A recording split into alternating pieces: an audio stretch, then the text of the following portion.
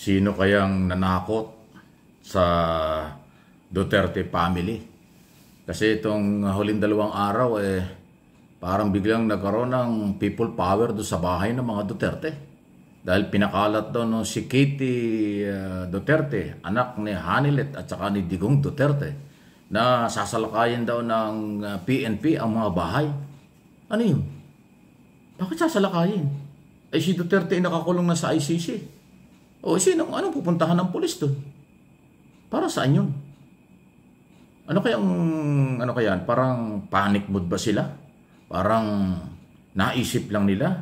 Ibinibintang na sa gobyerno? Takot nila sa kanila sigurong kung ano man ang kasalanan nila? Biglang papalabasin, hinaharas na sila ng PNP? Ang pulis hindi papasok sa bahay kung walang warrant of arrest at walang search warrant galing sa korte. Ay wala naman ako nabalitaan na ganun eh. Kasi bakit naman papasukin ng bahay ng mga Duterte? Wala naman doon si Duterte. Di ba? O baka naman nagpapanik lang itong mga Duterte. Baka naman meron silang itinatago sa kailang bahay.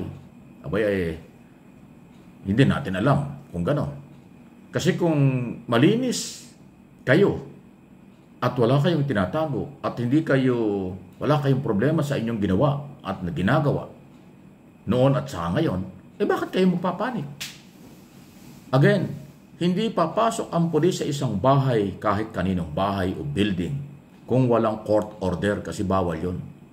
Ang pinapalabas doon sa Davao, kaya may mga taong nagpunta doon sa bahay ng mga Duterte, ay papasukin daw, i-raid daw, para bang sapilitang papasukin yung bahay ng mga Duterte ng CIDG. Para saan yun? Wala naman sinabi ang PNP na sila mayroong operation gano'n. Para saan kaya yun? Di ba pananakot lang yun? O pagpapanik? Anong gustong palabasin ng mga Duterte? Napakasama ng pulis. Napakasama ng gobyernong ito. Wala pong batas militar, walang martial law. Rule of law ang pinapairal. Pag walang court order, walang gagalaw. Pag may court order, doon lang gagalaw ang kapulisan para ipatupad yung court order. Wala namang gano'n eh.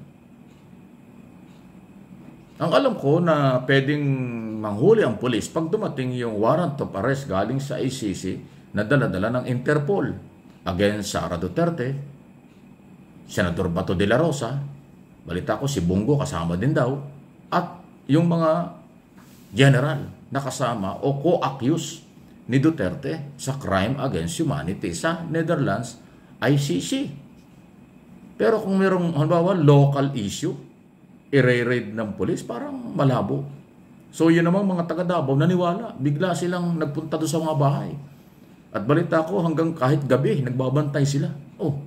Yung inyong panaginip, yung inyong takot, yung pagpapanik ninyo, masama ang epekto niyan.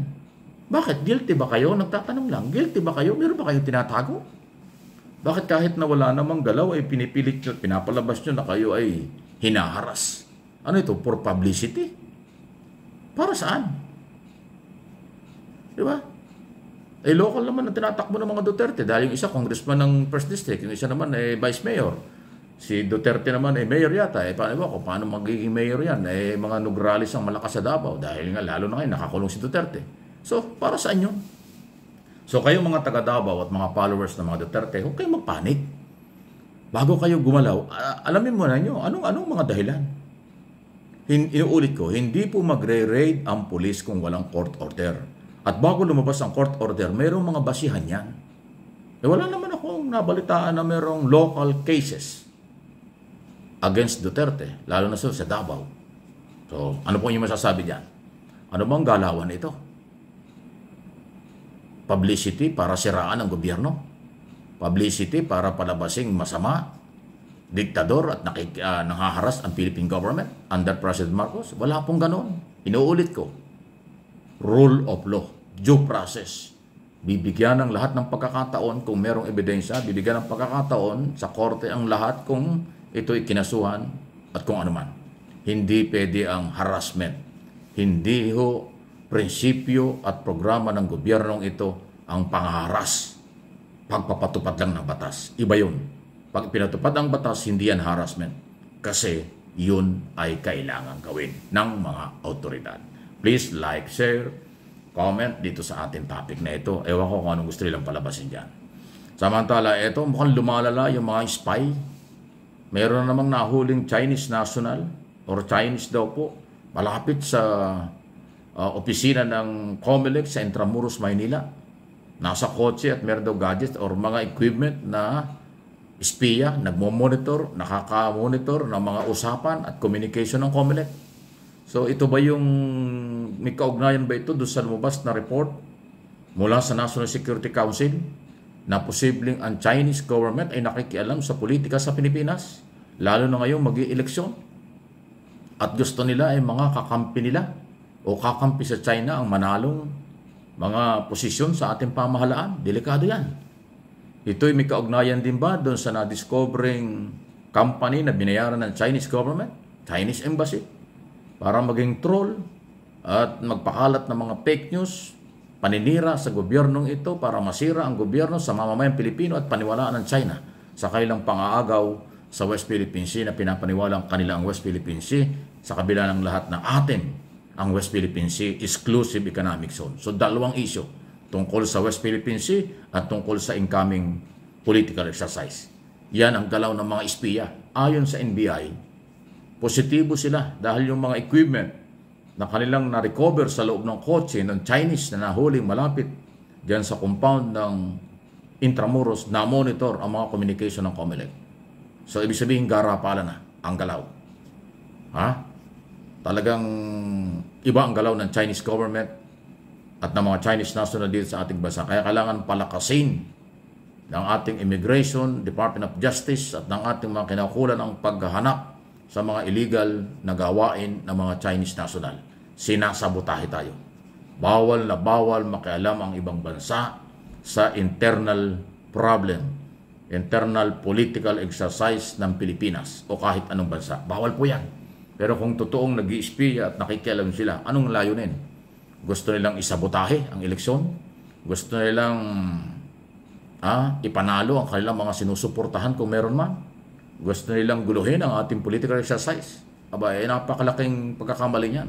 Kaya dapat palakasin ang ating pamahalaan, ang intelligence, counterintelligence ng militar at pulis at ng NBI at lahat ng gobyerno para hulihin ang lahat ng mga nanggugulo at lahat po na nagsasamantala, Pilipino man o dayuhan dito sa ating bansa.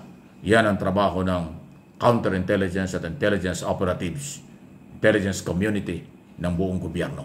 Okay? Kasi kung ganyan, malapit na sa loob ng, malapit sa compound ng COMELEC, may nakabasing kotse na ganyan, may mga equipment na nagmo-monitor ng galawan ng COMELEC. Delikado. Ha?